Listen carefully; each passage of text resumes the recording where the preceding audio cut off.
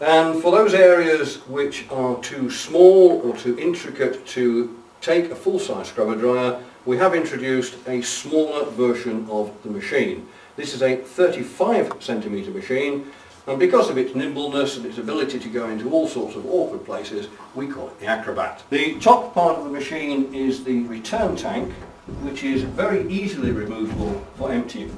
You can take the whole thing off in a matter of moments and take it to a suitable gully in order to discharge the dirty water. Once we've got that off, we can look at the inside of the machine. This area in grey here is our clean water side, which we fill through here, and you see all the electrics of the machine are well protected well inside the machine. The only maintenance we need to concern ourselves is this filter sitting on top of the motor there, which we will periodically check.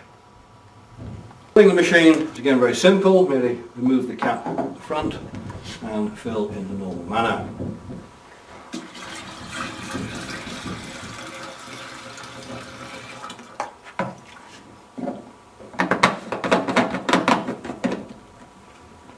Angle of the handles on the machine is adjustable, again for different heights of operator,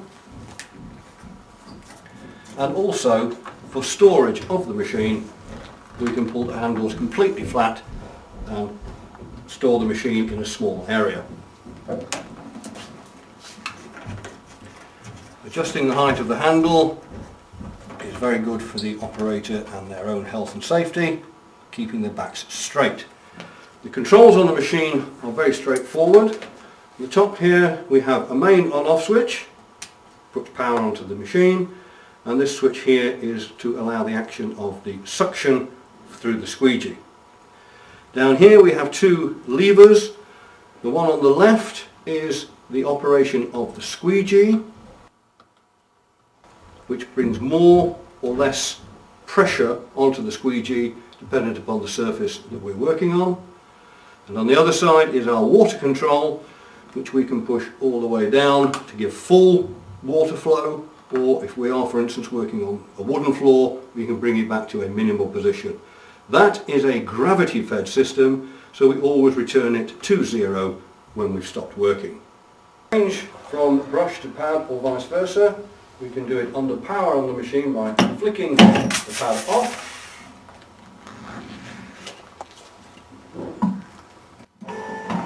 To operate the machine, we switch on the main switch, make sure that our squeegee is in the correct operating position, put some water on, and then start up the suction.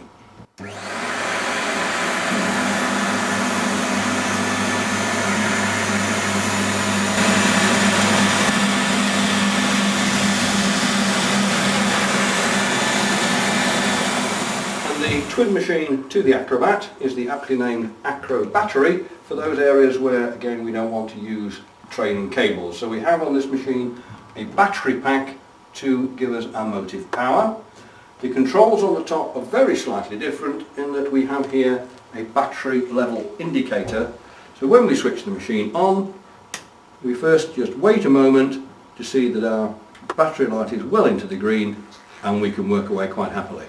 Under normal circumstances, the operating time with that battery is around 50 minutes. Remove the battery is very simple. We merely disconnect at the back and lift the battery out of its cradle. We can then fold the handles of the machine down in exactly the same way as we did on the Acrobat machine in order to store it in a small area. With the handles folded down in that position, not only is the machine convenient to store, but it is the only battery-powered machine that can be fitted into the back of an ordinary saloon car to transport from site to site. The machine is supplied with the cleaning brush as standard, and also with the pad driver and a selection of pads of different grades.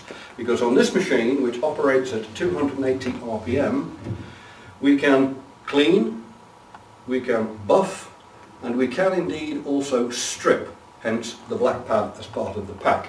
The reason why we can strip with this machine at what is generally considered to be a relatively high speed is the fact that the skirt all the way around the front of the machine prevents the stripping medium from washing away from the machine.